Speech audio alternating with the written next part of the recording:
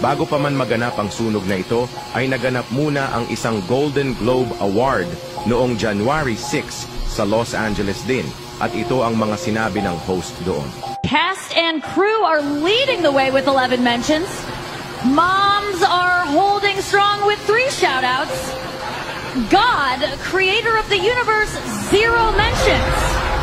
At pagkatapos ng binanggit ang salitang God is 0 mentioned, ay nagtawanan pa ang mga tao doon. Tapos sabay sabi nitong, No surprise in this godless town.